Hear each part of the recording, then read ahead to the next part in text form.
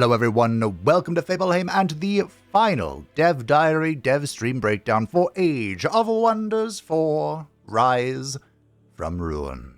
There will be one more dev stream after the release of the expansion, but I usually don't cover those because, well, the game's in our hands now. As always, you can find a link in the description to both the Dev Diary and the Dev Stream, and you can use the YouTube chapters to jump about to what part interests you. So, without further ado, let's talk about the unit revamp. Hello everyone, my name is Tom Bird, and I am the game director for Age of Wonders 4. Today I want to talk about some of the big changes that are coming in the next Scorpion update. This is a free update released with the new Rise from Ruin Culture Pack on March 9th. I'm testing out some of these updates in the Blint playthrough if you are curious. The Resistance and Defense Rework. The original design for unit defense and resistance was taken from Age of Wonders 3. Defense reduces damage on the physical channel, and resistance reduces damage on the non-physical channel, ice, fire, etc. While this worked fine in that game, the enchantment system raised an issue in Age of Wonders 4 that we had not anticipated. As the game went on, enchantments started replacing more and more physical damage with magical damage. So at the start of the game, your warriors might do 12 physical damage, but at the end of the game, it may do 6 physical damage, 4 blighted damage, and 4 fire damage. Very true. Planning enchantments can easily change a physical attack into a magical attack by the end of the game. This led to several issues. Defense is more useful in the early game, and resistance is more useful in the late game. Since players often optimized for the late game, defense was considered less valuable overall. Shield units, who rely on defense to stay alive, couldn't really do their job late game, since most attacks bypassed that defense and could kill them anyways. Battle mages became less useful since everyone can do magical damage. I felt that for sure. The last 2 points were particularly painful, since having distinct and useful unit roles is an important factor in making combat feel consistent and easy to read. In order to fix the issue, we decided to redesign the stats so that instead of looking at the type of damage an attack did, we would instead look at the type of the attack itself. Defense reduces damage from abilities with the melee and physical range tag, and resistance reduces damage from spells and abilities with the magic tag. This means that it does not matter what enchantments you put onto your archers, their attacks remain physical ranged and are entirely blocked by the defense stat. Since shield units have a high defense, archers units will always do poorly against them, which was the intention from the original design we made when we started to make the game. Of course, when we made a change this big in a core system, complete havoc ensued, and we had to make changes all over the place to make sure all the various bonuses, units, and spells in the game still worked properly.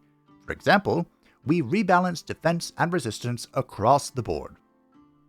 The general goal we wanted to achieve was that frontline melee fighters would be easy to kill with magic and hard to kill with physical attacks, while magical units would be the opposite. So we went through the game's units and tweaked their defense resistance stats to make that happen. For example, you will now see that most shock, fighter, and polearm units have 2 more points of defense than they have resistance. Most support units will have 2 more points of resistance than they have defense, and most shield units have 5 more points of defense than they have resistance. Obviously, there are variations here. Mystic Culture units tend to have 1 more point of resistance, for example, but in general, now there is a clear reason to use a battle mage against a shield unit instead of an archer. We added a physical protection stat and renamed the elemental resistance stats. Previously, we did not need a separate stat for specifically reducing physical damage, since that was exactly what defense did. Since defense now worked on multiple damage channels, we needed to add it. We also renamed all the damage type resistances to stats to damage type protection, since we were concerned that people would confuse the damage type stats and the actual resistance stat if they had the same name. We added a magic fighter unit. The final major issue we had was simply that magic damage was too rare. Our testers realized that it was better to go all in on defense as a stat, since so few of the units they faced could do magical damage. The fix for this was to create a new unit type, the Magic Fighter, who can do magic attacks but at melee range. A bunch of existing units were converted to use the new type, such as most elemental spirits, wyverns, corrupt souls. The Phoenix is another one of the units who got converted to the new type. Magic Fighters were added pretty late during the development cycle, so they were able to convert a bunch of them, but I think they're still looking at some.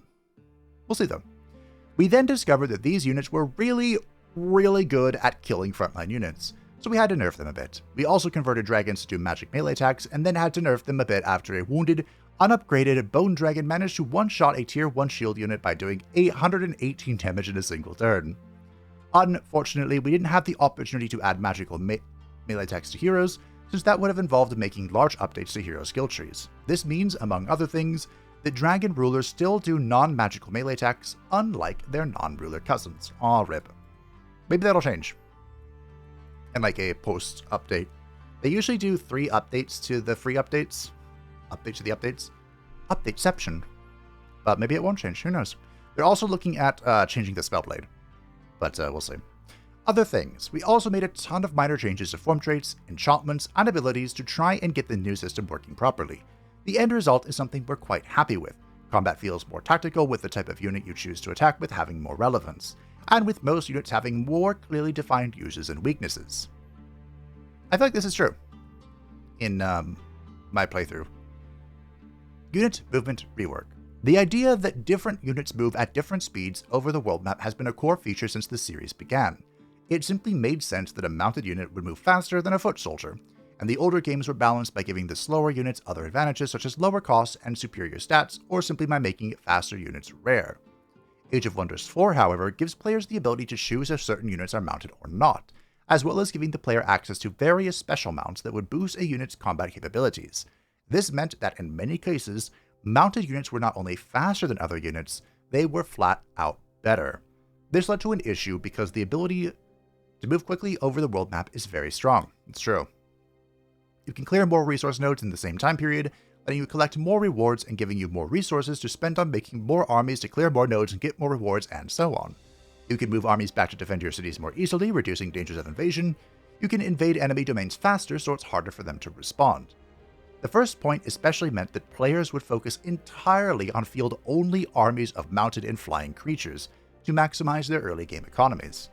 One of the core goals of Age of Wonders 4 is to give players the freedom to make whatever faction they wish, so a mechanic that limited many players to only using a handful of units, while also forcing them to always take a form trait for mounts, was clearly working against that.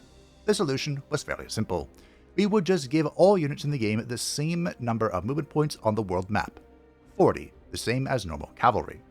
Flyers would have the same number of movement points as cavalry, who would have the same number of movement points as infantry. This meant that your army composition didn't matter as much. In most cases, your army would move the same speed regardless. Of course, we don't want all these units to actually move the same everywhere, since that wouldn't make any sense. So, mounted units still move faster in combat than other units, flyers and floating units still move over difficult terrain faster than other type of units, and special abilities like Forest Walk and Swamp Walk still let some units move faster on certain terrain types. Also, scout units still have more movement points than every other unit type since they need to do their job. Of course, we had to make a bunch of other changes to get this change to fit into the game properly. For example, we rebalanced the cost of a lot of form traits. This mainly affected the cost of the mount traits, which were all reduced, except for the flying mounts, which are still considered good enough to keep their old cost. We also had to tweak Mount Masters and Athletics, since they were also considered considerably weaker after making this change. Athletics used to be goated, now it is not so much. Also costs 1 now. We gave each unit a combat stat speed. The previous system had every unit have between 32 and 48 move points, with most hexes in combat costing 8 points to traverse. This was mainly done so units would have the same move points in and out of combat, even though it was unintuitive and annoying to parse. Since we no longer wanted units to have the same move speed in and out of combat, we gave each unit a combat speed stat that showed the number of hexes it could move in combat. If a unit has combat speed of 4, it can move 4 hexes. Simple. I do think this system is easier to understand, especially for newer players. We slowed down flyers on the world map. Giving flyers the same move speed as other units was undermined somewhat by our discovery that flyers spent fewer move points than others units in pretty much every situation. Since we didn't want players to only ever take builds with flying mounts, we had to fix this by slightly increasing the move cost of flying to match other movement types over flat terrain. A flyer would still be faster over difficult terrain like forests and mountains, and can still fly over water without embarking, but for most types of movement it would be just as fast as any other unit. After all this, we have a system where your armies move at a consistent speed over the world map regardless of what type of unit are in it. You no longer have your whole army slow down because you let a warbraid tag along with your cavalry, and you no longer must take flying mounts with every build in order to stay competitive. As an added bonus, for people who didn't actively try and optimize move points in the builds, their armies now move a bit faster. Yeah, that's me. I didn't care. Like, I could tell when I had just one unit slowing me down and it would annoy me, but, you know, I'm here for the vibes. I'm here for the vibes in the story. I didn't bother. If I had a mount culture, cool, great. Otherwise, I didn't even think about it. And I do feel like I move faster, which is nice. I used to always say that there are two phases of a campaign. Before Advanced Logistics and after Advanced Logistics. And that's still true, but I do feel like the before part isn't quite as laborious. Unit experience rework. Not a lot of pictures in this one, Mr. Bird. I do like pretty pictures. The experience system in Age of Wonders 4 was based on the same system used in Planetfall, and is a fairly straightforward affair with the player earning XP by killing enemies and having that XP distributed amongst the units that took part in the battle. There were a few wrinkles, mainly designed to prevent a single high-powered hero from rocketing up in level by soloing every fight they could, but otherwise it did the job the game needed. There were still several issues, though, which meant we felt it was worth having another look at it. One issue was simply that a player who was capable of having a lot of battles would have a huge advantage over one who was not. Obviously, some advantage here is expected, it is in fact the whole point of the system, but the advantage was too big, and meant players were forced to constantly optimize who and how often they fought for maximum XP gain. It also meant that a player who had bad luck, either through a bad auto-combat result, or from the RMG placing units too far apart, would fall rapidly behind other players. Another issue came down to how it felt when you were not earning XP. If an army couldn't fight, it felt like a waste since it wasn't gaining XP to become stronger. If a unit was at maximum level, it felt like a waste to actually use it, since it was wasting XP that could be of use to a unit not at maximum level. The final issue was the XP values in the system were just too small. A tier 1 unit only needed 4 XP to reach its first level. Small numbers are easy for players to process and understand, but have a big disadvantage when you start adding modifiers like gain plus 20% XP. Since the XP system only used whole numbers, a 20% bonus would turn a 2 into a 3, which is the same as a 10% bonus or a 50% bonus. This numerical instability led to all sorts of strangeness with players trying to optimize XP gain through combining various bonuses. Since there are several distinct issues, we ended up having to implement several distinct solutions. We multiplied all XP values by 10, so if something needed 4 XP before, it now needed 40 XP. If a unit gave 2 XP for being killed, it now gave 20 XP. These bigger numbers would work in a much more predictable way when applying bonuses, and meant that the impact of a 10% bonus was much more predictable and balanced. We gave every unit in the game an XP bonus per turn. This means that every unit in the game earns 10 XP every single turn just for being alive, meaning a tier 1 unit will gain its first medal after 4 turns, even if it does nothing at all. We combine this with having the amount of XP that units gain from other sources. This means that if you were to have 9 fights in turns in the new system, your units would level up roughly the same amount as they had done so before. However, if you had no fights at all in the same period, you would still level up around half as much. We also added extra sources of passive XP to a few other places. For example, putting a unit in a city with a palisade wall gives an additional 5 XP per turn. Putting a unit in a city with a stone wall gives an additional 15 XP per turn. This replaces the palisade wall bonus. The Rapid Evolution enchantment from the Tome of Evolution gives 15 XP per turn to units that can evolve, and the Career Soldier's Empire skill gives 10 XP per turn instead of a percentage increase. Does it do that? I've got this in the Blade playthrough. Did it do that? Thought it still gave an XP bonus. What this generally meant was that the player felt far less pressure to constantly fight with their units in order to keep them useful, and could in fact invest in ways to level up their units in other ways if they wished. We brought back the endless level system from Age of Wonders 3. When a unit reaches Legend rank, it can now keep earning XP in order to earn Exalted ranks. Each Exalted rank costs as much XP as would need to get from Champion to Legend, and increases the unit's maximum HP by 10. While this is a neat feature, and making unkillable tier 1 units is a fun thing to do, we're aware that this might not be for everyone, so we've added the option to disable endless levels in the realm setup screen. I like the endless levels. I think they're fun. Yeah, so there's been a lot of discussion about the XP change. Overall, it was actually kind of hard to notice at the beginning, and I began to notice it much later in the campaign. Especially one thing I noticed was my scouts were like exalted by turn 70 or something. So for the new culture, the nomad culture, whose scouts also double as range units, I mean, you know, if you keep them alive, you may just have some random exalted range units floating about. But yeah, I really like the wall thing, because I was playing on a Seal Realm, so I wanted to hang out in a city anyway. But I think this is a good change. Another thing that wasn't mentioned that the devs have talked about is that this will help units that evolve in the later stages of the game, like the young dragons, which of course you can now feed gold to. But if you don't want to feed the gold, this will help the young dragons evolve, even if you aren't in a constant state of brouhaha. Honorable mentions, as well as the big changes listed above, we've made a few other new features we hope you will enjoy. The Color Picker! This means you guys can now pick any color you want for your faction's banner and appearance. There's a caveat here that this means you can pick colors that make the game harder to play. By setting your banner color to the same colors as an infestation, for example, but with great power comes great responsibility. I am not a very responsible person.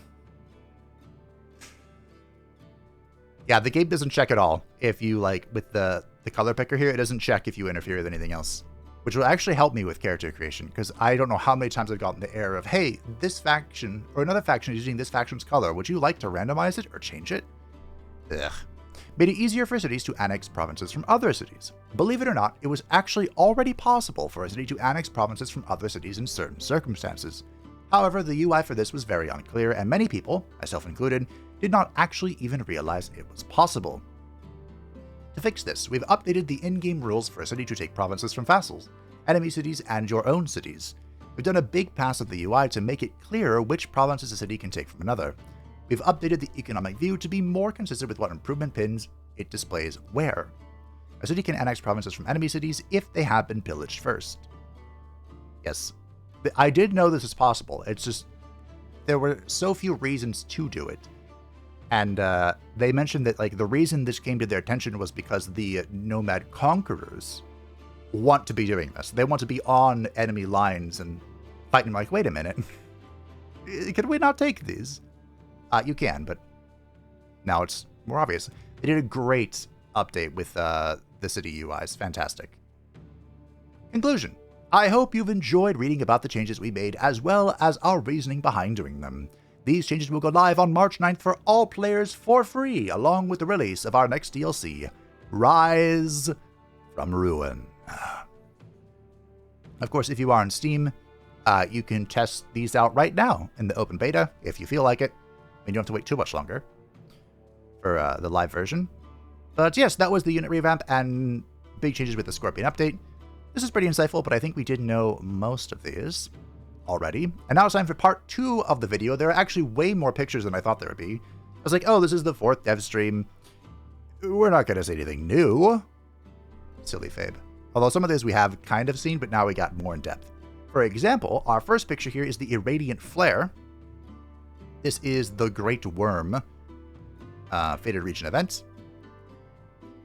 And Thomas got very unlucky. 2 of his 3 armies got hit by this 33% chance Irradiant Flare. I don't know what the odds of that are, but it doesn't sound good. We take a closer look at the Sandworm. This is a unit you can acquire yourself with the Call Greater Animal on sand or astral barren terrain, if you would like. I did get a look at his charge strike. It's just later in the pictures. Full action, enemy units in a 2x radius sustain damage, deals double damage to obstacles, so great unit to break down some walls. Cannot be used in water or lava. Can he be used in water and lava? And here is his cousin, the Fractured Worm. It's a corrupted version of it. It is the same thing, but magic origin units sustain double damage. And has a 60% chance to disrupt for 2 turns. So this is really scary if you're doing a magic build, which someone pointed out, the whole game is about magic, so most people are doing a magic build. And of course, it's also mana starved as a fractured unit, so it gets stronger if you punch it with magical attacks. Here is the charge strike. The Sandworm, the animal, actually has a 10% chance of swallowing you whole, a non-hero unit. Very small chance, but with something like a Condemn, you could reduce status resist with the Ice army ability, with condemning people. Maybe you could make this happen more reliably. Maybe. And the charge strike for the Fractured Worm has a 90% chance to disrupt, which is weird because it has a black hole in its mouth, so you would think this one would swallow people, but they wanted to keep the whole anti-magic theme going. And as you can see, this is the aftermath of the Great Worm Lake Fated region. this has some really insane rewards. The Anti-Essence Elixir allows them to mend fractures. All of the artifacts will provide the mend fracture skill, which decreases the Devouring Winds value by 220. This reduces the cost, or the Cataclysm effect. The cost of the spell is reduced based on the amount of artifacts of the Unmaker this caster has. The spell does not contribute to the Devouring Winds and cannot backfire. So if you're trying to save the world, the spell might be of use to you. But why would you do that? Speaking of, if you wanted to harness the power of the Cataclysm, this grants the Fractured Transformation, which is a major racial transformation. Attacks have a base 60% chance of inflicting disrupted. This effect is increased for single shots. You gain the mana starved, so you get stronger when you get punched with magic. And all other enchantments and transformations become disabled, and for each disabled enchantment and transformation, the unit will gain 5 hit points and plus 5% damage. Now, a question no one asked, and I didn't because I watched this late, will this affect enchantments you place after you do the transformation? So if you go in with, let's say 9, giving you a bonus of 45 hit points and 45% damage, can you put on a new enchantment to bring it to 10? Or does it only affect ones that it disables when you cast it? Because min-maxing that sounds annoying. Logically, it should be that it continues to stack, right? I'm not sure. Maybe that's a question I should ask. Also unlocks the spell Detonate Infestation, which allows you to instantly destroy fractured or fleeting fractured infestations, but you do not get any rewards. This also does not contribute to the Devouring Winds and cannot backfire. Powerful stuff from the Fated region. And all of these are pretty strong as well. For example, the top option gives 4 pop to every city, which is crazy, especially for the nomads who get half as much growth or something. I don't think it's half, but less growth. So this was an invaluable decision that they ended up taking. But they could have also gone Earth Tremor, which is the big AoE spell. Not great for a ranger. It's also melee, so it wouldn't be good for a spellcaster. You could get a bunch of Imperium. That is doubling their current stock of Imperium. It's actually crazy. Normally I'd say take this, but I think the growth is just too strong. For anybody. Definitely for nomads, though. Nearby, they encountered the new Forsaken Goddess event at the Sepulchred Sanctum. Just a ruined silver wonder. And they got to step inside of it. Look at it. They did a good job. These little things are falling into the void there. After completing it, you get to choose whether you leave it untouched and say a prayer, return it to its Forsaken Goddess.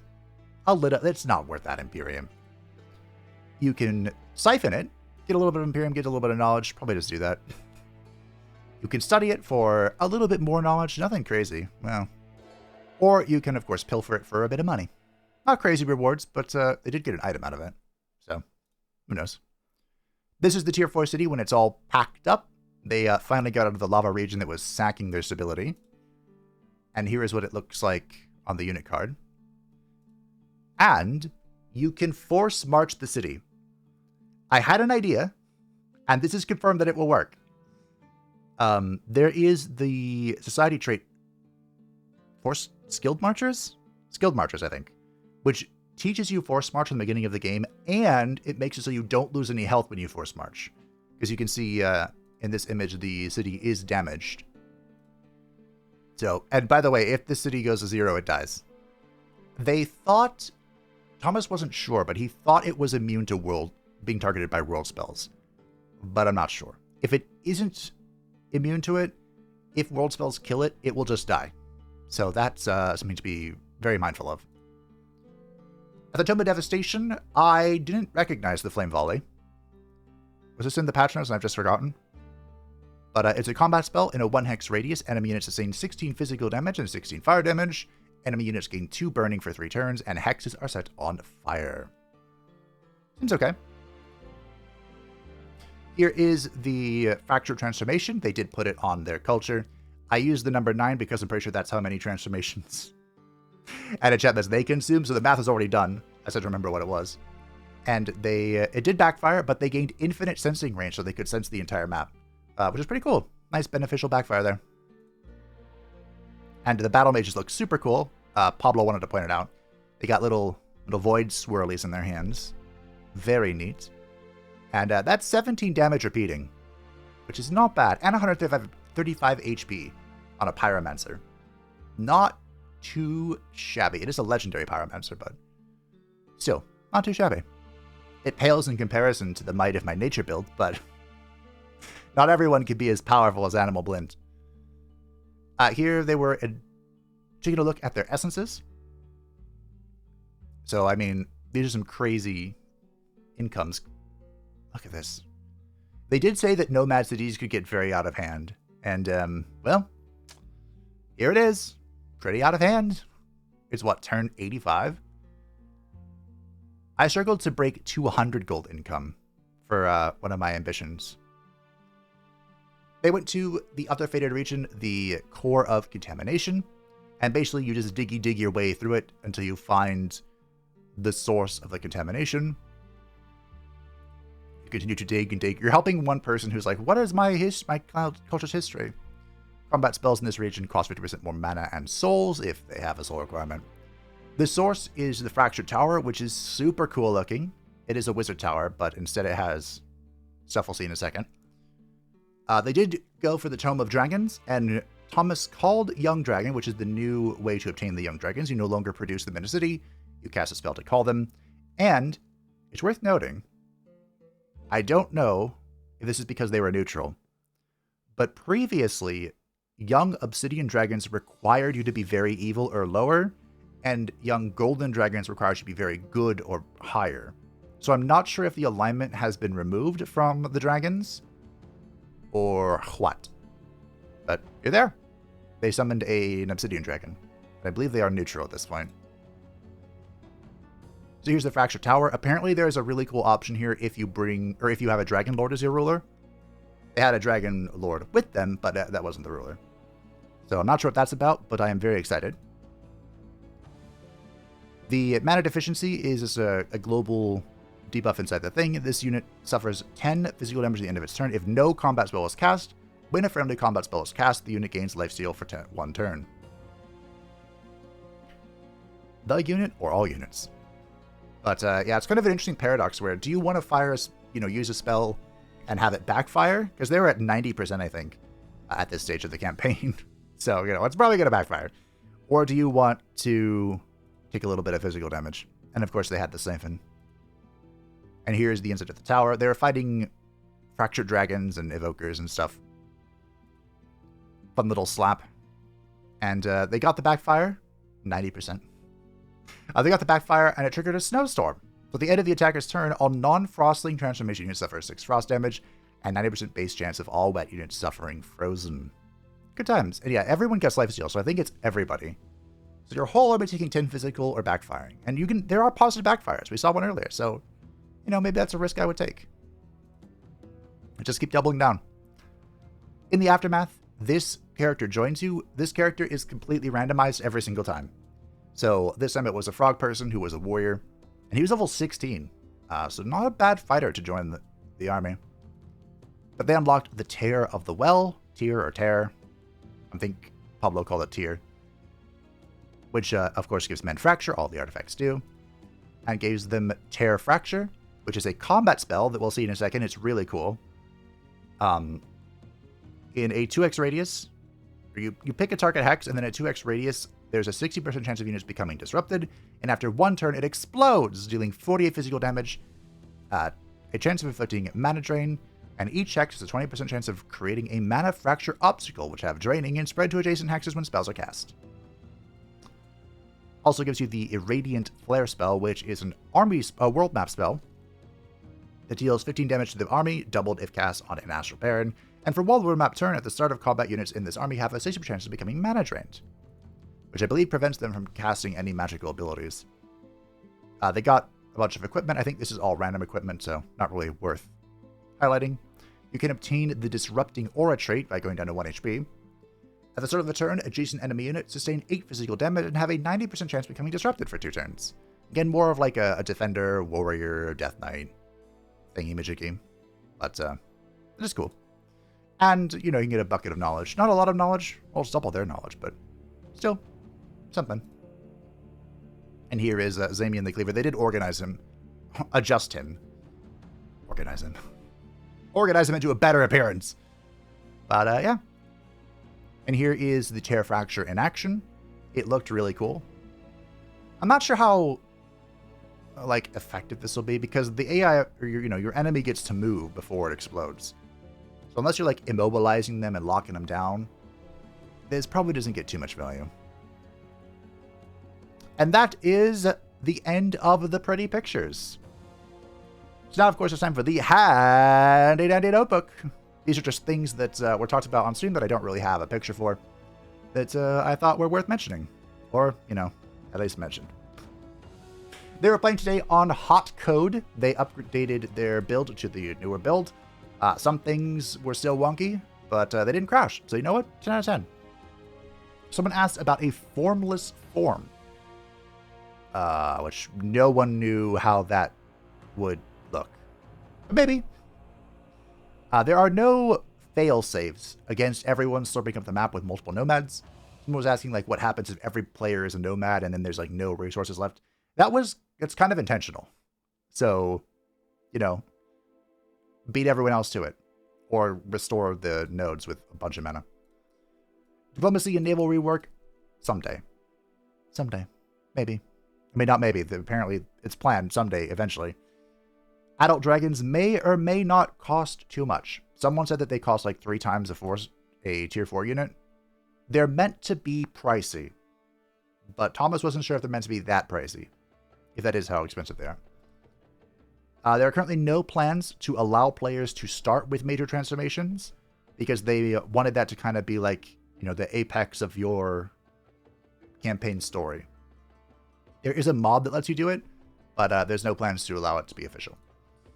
There are also currently no plans to add espionage. If they did, however, it wouldn't be a 1-to-1 copy of Planetfall's espionage because Thomas said that it had a little too much bullshit. And, well, I think he's right. I feel like espionage is always really hard to do in strategy games. Because either it's too powerful or it's worthless. Ruin nodes cannot be repaired while they are on Astral Barrens. 2 Fated regions spawn above ground, and 2 spawn in the underground, and you only need to complete 3. Did I say complete? Complete and or clear 3 of them for the crisis solution. The Fracture Transformation persists on Ascension, if you do choose to go with that for a Wizard King or Champion. Thomas and Pablo's favorite Fractured unit is the Dragon, which, I mean, easy answer. But Thomas also likes the Evoker, whose clothes you can obtain if you would like. In the Pantheon. The Cataclysm is mechanically affected by casting points, so any spell with casting points will affect it. They were asking about rituals, like things that require thralls, or it can just happen, I guess. Resistances are universal and reduce damage from both physical and magical attacks. This is like the fire resistance, or damage reduction, whatever they call it now. We just talked about it, and I've already forgotten. Backfiring is not a universal feature of the game. It is explicitly for the Cataclysm event, or if you play with one of the realm traits that adds it. Which I thought it worked that way, but we did get confirmation. Pablo says he is legally incapable of adding Easter eggs. I don't remember what this was asked about, but that's what I wrote. The next DLC is very narrative focused, and apparently the narrative team is cooking, which is nice. And of course, is Secrets of the Archmage, which a lot of people asked about, but they just kept saying, we can't talk about it. Someone wanted a hamster form. They said we wish. Thomas wants proper minotaurs. We talked a lot about forms in this stream. And apparently a hog, or like pig form, was in a very early build of the game, but it was cut when they were trying to get down what the original forms were going to be. Alas, poor Warlock. Apparently it's also not like in a build they can pull from and just polish it up a little bit. It was just lost to the void, so rip. The devs would like to do more lizard form things, but they've kind of restricted themselves with the current lizard form, which is that they tried to put all of the, or at least a number of types of lizards in the lizardkin form we have now, but there are many more different types of lizards than you can create. Waifu form when? There's a mod for that. Is there? Science. They thought about fractured dire penguins, the running meme, of course, but they chose to focus on desert-themed animals. After harvesting a wonder, as the nomad scavengers, you don't get the Imperium in the city. They thought that'd be a little too strong, but you can still get its Imperium by holding it, whether you leave an outpost there to hold it, or you transfer it to a new city, or whatever. Thomas is pretty sure a packed city cannot be targeted by world spells. I mentioned that. We don't know. The devs cannot talk about the next expansion pass and say they do not know anything about it. So naturally, expansion pass 4 is confirmed! It's probably happening. Giraffe mounts are not planned, and there have been some animation complications in the past with some mount types. Mechanical mounts would be cool, but apparently there is a progenitor golem mount you can get that's super rare. I have never seen it myself, so it's very rare. Spider transformation someday. The idea has legs. Ba-dum-bum.